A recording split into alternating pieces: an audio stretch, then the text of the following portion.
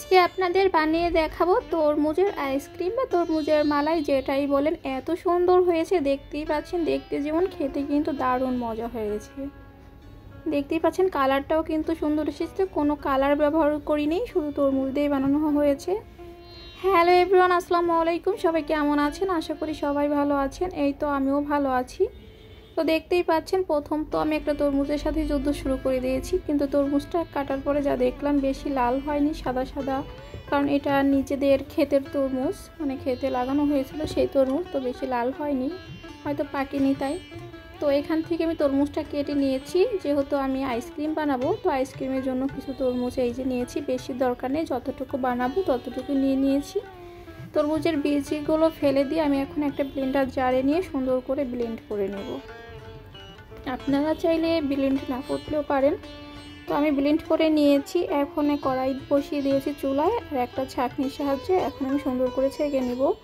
যেহেতু তরমুজের কিন্তু যে ভিতরে যে একটা থাকে, সেটা আলাদা করতে হবে।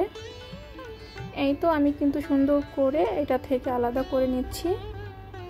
শুধু তরমুজের যে জুস বলেন বা শুধু পানি জাতীয় যেটা, ওইটাই আমি নিয়েছি। এই যে দেখতেই পাচ্ছেন, এটা আলাদা করে নিয়েছি। কালারটা কিন্তু এখন খুব সুন্দর আসছে, তখন তো সাদা লেগেছিল। তো এখানে কিন্তু আমি 1 চামচ নিয়েছি কর্নফ্লাওয়ার। তো কর্নফ্লাওয়ার আমি সেই ওপর থেকে, মানে কড়াই থেকে 1 চামচ সেই জুস এনে এটার মধ্যে দিয়ে দিলাম।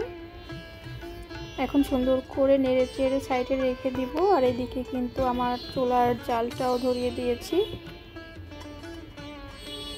এখন দিয়ে দিচ্ছি পরিমাণ মতো চিনি, কারণ এই তরমুজটা বেশি মিষ্টি ছিল না, তাই আমি একটু চিনির পরিমাণটা বেশি দিয়েছি। আপনারা কম বেশি দিতে পারেন।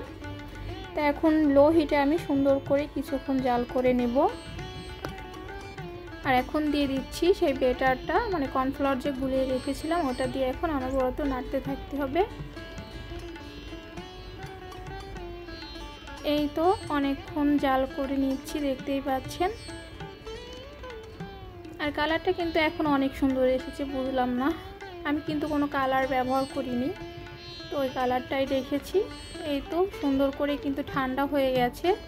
তারপর আমি এই যে আইসক্রিম যে বক্সটা হয়, এটার মধ্যে ঢেলে নিচ্ছি।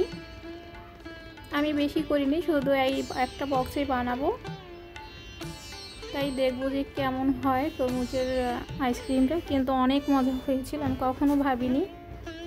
তো যতটুকু হয়েছে ওটুক দিয়ে এখন বক্সের মুখগুলো লাগিয়ে আমি ডিপ ফ্রিজে রেখে দিব 10 থেকে 12 ঘন্টার মতো।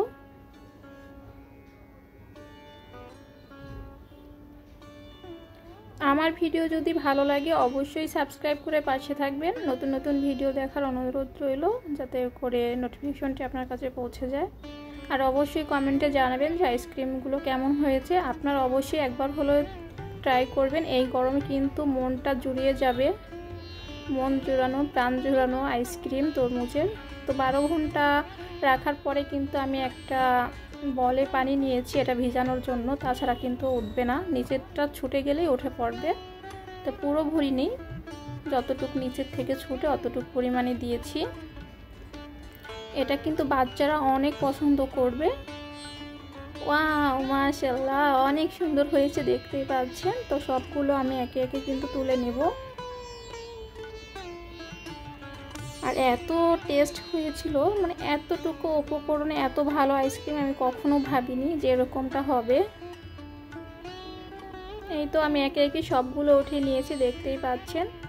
দেখতে যেমন সুন্দর কালার এসেছে, আর খেতেও কিন্তু বেশ মজা হয়েছে। নরম নরমই ছিল, অতটা যে পানির মতো শক্ত ওরকম ছিল না, অনেক সুন্দর হয়েছিল। তো আজকের ভিডিও এই পর্যন্ত। সবাই ভালো থাকবেন, সুস্থ থাকবেন।